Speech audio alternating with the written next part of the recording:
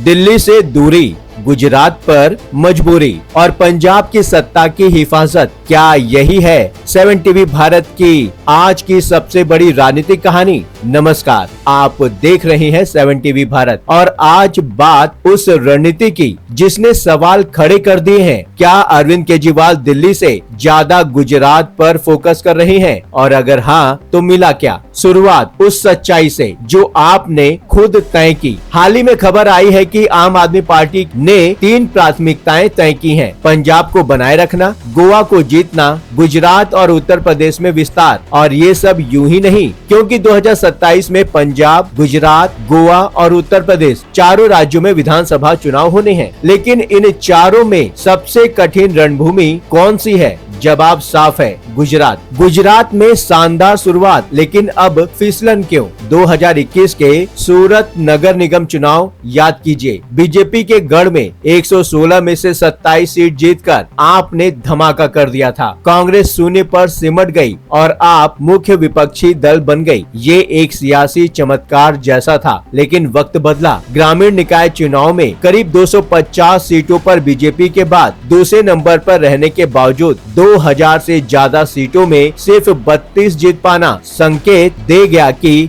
जमीन मजबूत नहीं थी। और फिर शुरू हुआ असली झटका। अपने ही खींच रहे हैं चादर। सूरत नगर निगम में आपके 27 पार्षद थे, आज संख्या घटकर 14 रह गई। 13 पार्षद बीजेपी में शामिल हो गए। गुजरात विधानसभा में 2022 में आपने 5 सीटें जीती थी, आज संख्या 4 है। 2024 में अल्पेश कथीरिया और धार्मिक मालवीय बीजेपी में चले गए। दोनों 2022 में चुनाव लड़ चुके थे, एक वरछा रोड से, दूसरा ओलपाट से। जून 2025 में बोटाद के विधायक उमेश मकवाना ने इस्तीफा दे दिया। विसावदर में उपचुनाव इसलिए हुआ क्योंकि आप विधायक भूपेंद्र भयानी बीजेपी में चले गए थे। किसानों का मुद्दा उठाकर बीजेपी को चुनौती देने की कोशिश हो रही थी, लेकिन किसान संगठन के अध्यक्ष राजू करपड़ा ने भी पार्टी छोड़ दी। जेल से जमानत पर छूटने के 10 दिन बाद सवाल उठता है, क्या संगठन की जड़ें अभी भी कमजोर हैं? 2022 में आपने जो 5 सीटें जीती, उनमें से 4 सौराष्ट्र से थी।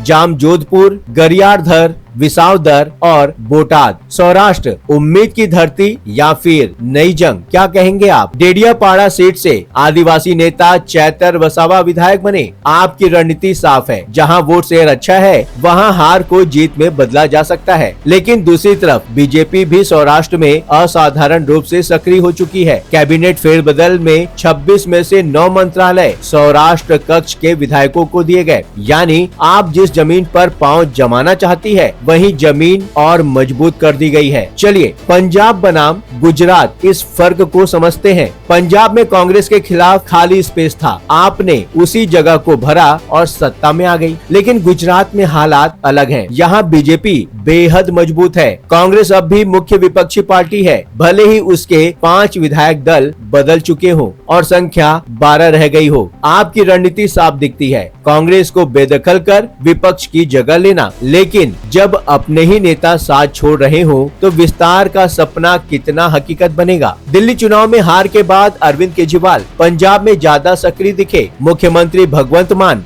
दिल्ली पहुँचे, फिर केजरीवाल विप सेना के लिए पंजाब गए। 2025 में विसावदर, गुजरात और लुधियाना वेस्ट पंजाब में उपचुनाव हुए, दोनों में जीत मिली। लेकिन मेहनत का वजन ज्यादा पंजाब में दिखा। आज पंजाब में फोकस नशा मुक्ति अभियान पर है, वहीं गुजरात में लगातार दौरे जारी है। तो सवाल यही है, क्या केजरीवाल एक साथ 2 मोर्चों पर लड़ रहे हैं या दिल्ली उनसे धीरे धीरे दूर हो रही है? 2027 का रास्ता सपना या संघर्ष, ये तो आने वाला वक्त बताएगा। लेकिन आपका दावा है कि 2022 के मुकाबले 2027 में स्थिति बेहतर होगी। दक्षिण गुजरात, जिसमें भरूच, सूरत, तापी, नवसारी, वलसाड, नर्मदा में समर्थन बढ़ने की बात कही जा रही है। लेकिन हकीकत ये भी है, संगठन बचाना ही बड़ी चुनौती बन चुका है। गुजरात में पंजाब जैसा खाली मैदान नहीं है, यहाँ हर कदम पर बीजेपी की मजबूत जड़ें हैं। अंतिम सवाल, क्या गुजरात पर फोकस करने से